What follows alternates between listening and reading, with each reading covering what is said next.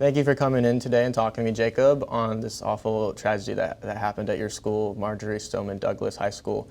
And I'm really proud that you're able to speak up on this and be able to share your experiences that you unfortunately had to go through, be able to try and make a difference and sharing your beliefs that will open up people's eyes that this needs to stop happening. All right. My name is Jacob, as you already may know. I'm a 10th grader. I go to Marjory Stoneman Douglas. I'm 16 years old, and I like to skateboard, and I like to design clothes, and yeah, that's about me, just about myself. So basically, if you would, Jacob, share with us what unfolded on February 14th, 2018, and your experience that you were put through. All right, so on that day, kind of just starting in my fourth period, because that's when it unfolded. We only have 4 periods a day. I was in my Spanish class, and we had just wrapped up our lesson for the day. And we were just kind of sitting on our phones, relaxing, talking to friends. And outside, I believe, we had heard something. It sounded like it was somebody banging on a door very, very hard. Like they were slamming on a door. And at that moment, everybody was just kind of like looking around at each other, not knowing what was happening. This is all happening very fast to make it kind of sound like it was something that it was like maybe a minute for us to realize that it was actually going on, but it was like maybe 10, 20 seconds for us to like realize that it was actually happening. But so after those, like maybe I think it was around 3 or 5 shots, he had pulled the fire alarm, I believe, and this was around 2:35, 2:30. And yeah, so we're all in class looking around, and then our teacher tells us to get down and run to the side of the classroom where the person coming into the building can't see us, the shooter. So at that point, I'm just kind of panicking. I don't know what's going on. It doesn't really seem real. We're just trying to call our parents, call the police, anything. But the service inside our building was very bad, and it was hard for us to call because I had emergency calls only. That was what it said on the top right of my phone. And I tried calling 911, but it would just constantly kind of just blank. It wouldn't go through. And eventually there was one person in our class that was able to reach 911, and we had asked if there's like anything going on, is there like a shooting going on? And the operator on the other line had told us that there's a shooting like happening at our school and make sure to stay quiet and stay in line with me. But I think the service had gotten to a point where it kind of just cut the phone off, like the phone call off of his phone, even though he had like somewhat good service, which is kind of weird. And so everyone is just kind of sitting there as the gunshots are going off and he's going down the hallways. And we're all just wondering if he's ever going to shoot into our classroom, which thank God it never happened. But I was just praying if my brother was okay, because he was in the same hallway as us, and later I had found out that his classroom was shot into and one person was killed in his classroom, as well as I think 3 or 4 people were injured. Sorry if I got that number wrong, but I heard one girl, she was shot in the leg and she had passed out. One kid had been shot in the hip, I think. Wow. And he was very verbal, so they had to like keep him quiet. And yeah, then another girl, she was shot in the head. I'm not very sure who that was, but yeah. In our classroom, still everybody is like trying to be as quiet as possible. Like there are people crying. And the gunshots were still going off, and I had realized he had already gone up to the 2nd or 3rd floor. I'm not very sure. And the gunshots were very kind of like muffled, but they were still very clear. The fire alarm had already gone off in on our 2nd period when I was in Mr. Beagle's class, which unfortunately he passed away because of this incident. and we knew not to go out of the classroom. I could definitely tell my teacher was like, she knew not to go out of the classroom at that point. But yeah, so the shooting keeps going on for, it feels like maybe 20, 25 minutes, but in those minutes, it felt like hours. It was crazy how slow it felt like time was going. And maybe it was maybe 5 to 10 minutes where the shooting had just kind of stopped. So the bullets didn't hear anything, like you can hear the banging. Mm-hmm. And yeah, so we start hearing the police walkie-talkies, and they're going off. Like I couldn't really make out what they were saying, Mm-hmm. but it took them maybe about 5 minutes to get to our classroom. And once they had busted out the window, I don't know what they were using, but they had asked if everyone was okay. They were like, "Are you fine?" And they had told us to forget our belongings and run out of the classroom as fast as possible. And as I was walking out of the classroom, there was gun smoke everywhere. All I could smell was just gunpowder. Mm-hmm. There was blood all over the floor. There was a big puddle, like maybe not even 15 feet away from our classroom. Wow. And we're all continuing to walk down the hallway, and that's when we see the two people that had passed in the hallway in front of the classroom. And I just can't begin to describe the feeling of what it felt like when I saw those two people dead. Yeah. And it's like a whole new feeling of just like sadness, and just you're so in shock. You don't know how to feel. And that's when everyone just began to cry. Everybody was crying. It didn't matter who you were. You could be like the toughest person in the classroom. Everyone was. Exactly. It didn't matter who you were. After that, we're just running out of the hallway. It's very emotional, and we eventually get out of the parking lot and across the street, and we began to call our parents because the service had gotten much better. Mm-hmm. And I remember calling my mom, and she was telling me, "Your brother's fine." And I was, at that point, I was so relieved, because that was one thing I was like, I was so like concerned about. And she had asked me if I was okay. Yeah, and I told her everything that was going on. Mm-hmm. And I just can't begin to describe the amount of like panic and just distress I heard in her voice. Mm-hmm. Had to walk down the road to meet up with my dad, and the feeling of just relief of me just hugging him at the end of that street.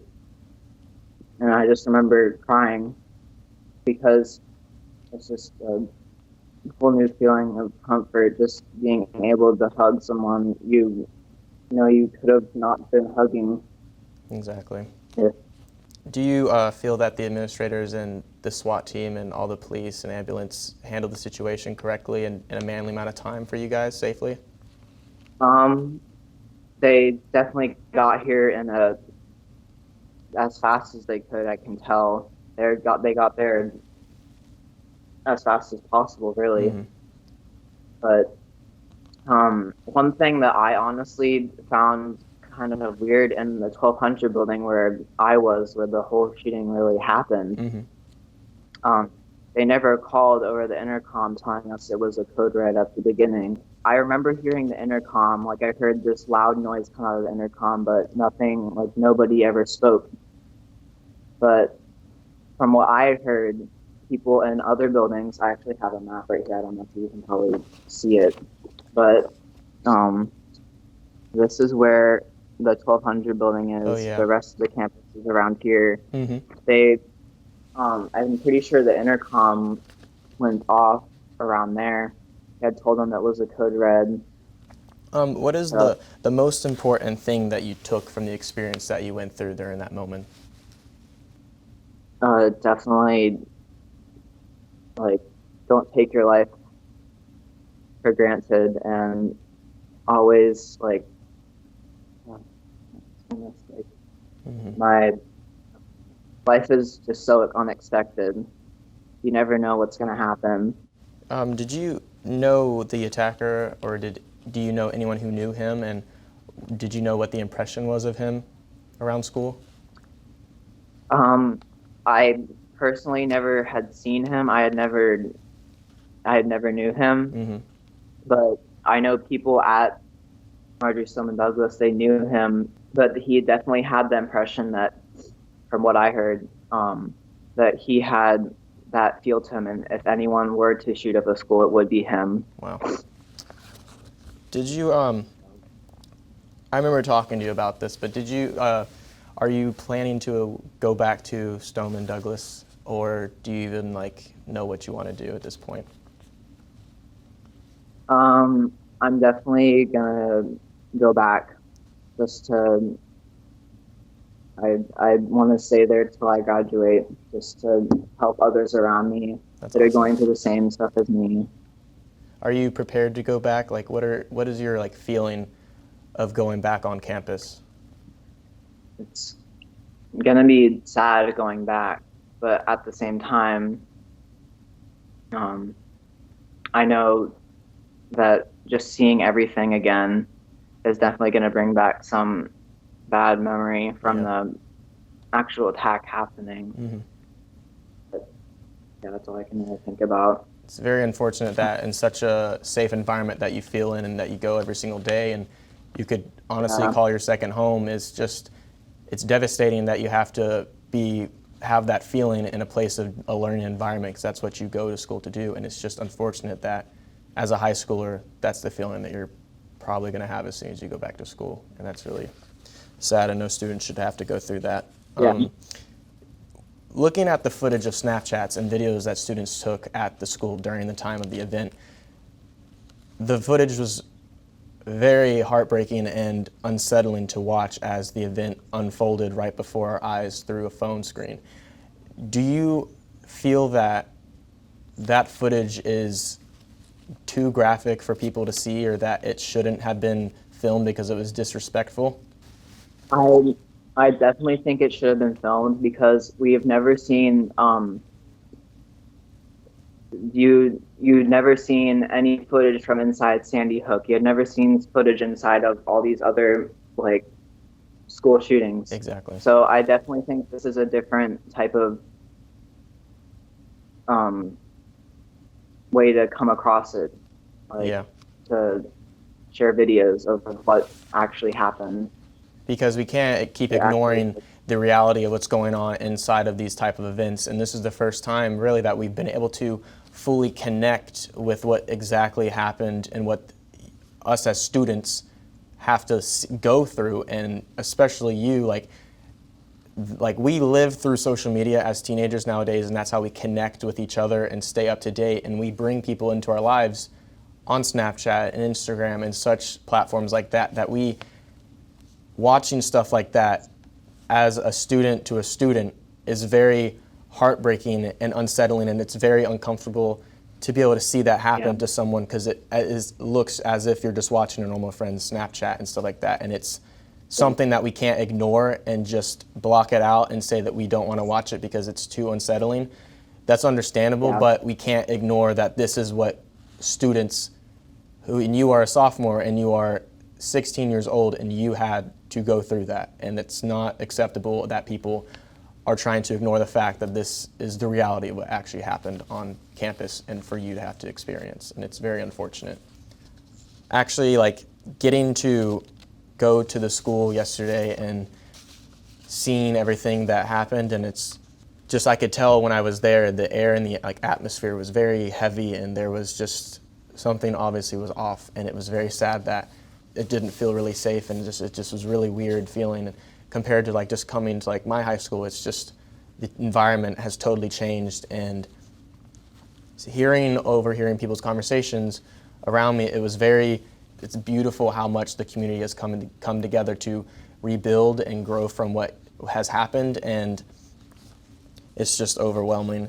And it was very nice that I got to see the memorials of all the 17 students who lost their lives, and it was just very scary to stand there and look as if the entire campus is just frozen in time, as it is a crime scene at the moment. And I looked and I saw there were, you guys have a little bike area to park your bikes at, and there were at least probably like 50 or more bikes that were all parked around the entire perimeter of the fence. And it was just overwhelming to see that was how it was, like time has been frozen in that situation. And it was just very unsettling and uncomfortable thing to see at a high school. What is your opinion on maybe a possible way to get this to be fixed and resolved from never happening again, hopefully? People need to look at what they're saying, what they show, what they do, and their effect on others. Mm-hmm. Not being afraid to speak up is a big cause that you yourself, as a student and just a person, your voice matters, and you shouldn't be afraid to use it. And you can easily cause a change if other people aren't taking action, which is why these things keep happening, is because both sides aren't really taking action. And if even people do, sometimes, unfortunately, and this is just awful, nothing gets done, because I found out that people have spoken up about this student before to the FBI, and nothing has been done about that. And that's what is a big problem. And from future potential things like this from happening, it needs to stop, because students who go to school to get an education in a place that they feel comfortable in, a learning environment, to make friends and grow and thrive and understand how the world works, this is unacceptable for the way that this is going on. Just myself walking onto my school's own campus, where I have been comfortable for the past 4 years, walking in and hearing the bell go off was the most uncomfortable thing, and not even being able to understand and fully comprehend what you have to go through. And I'm just beyond proud from getting to be able to meet you yesterday, and your family and love and support that you guys have is the best coping mechanism that you have to be able to rebuild and not have to deal with this anymore, because it shouldn't affect you anymore, because you shouldn't have been put through this. And I truly think that you have a great family who is there for you, and your mother really loves you, and just your sister and your brother who also had to be alongside of you with this. And I can't imagine everything that you guys are having to do with this. And I remember you and your brother were telling me that you went to some vigils that were in your community, and just the amount of people who showed up was overwhelmingly, it made you feel loved and supported by people who came out of nowhere. It was definitely very comforting. The energy around of just everyone being just trying to help make a change, and what this cause just was, I don't know, everything. It was very comforting. Mm-hmm. So I am just very glad that I had the opportunity to be able to speak on this matter with you, because this type of event that you had to go through and that you're put through is just, it should never happen to a student who is so young and still has a lot to learn about life. And I am just very appreciative that you are wanting to speak out about this type of matter and want to be able to make a change, because you don't want people to go through what you had to anymore. Alrighty. Mm-hmm. Do you have anything else that you would like to share, say, and express at the moment? I'm very thankful to have the opportunity to even speak on this, because I'm doing this for people who can't. I'm just happy you and the rest of your news group have given me just a voice to speak on the matter. Mm-hmm. So, yeah. Well, thank you so much, Jacob, and it has been nice speaking to you, and I hope that you are handling this well, and that you're surrounded by love and support that you're given, and that as a nation, a community, and as a school, that we can come together to fix this and end this from happening again.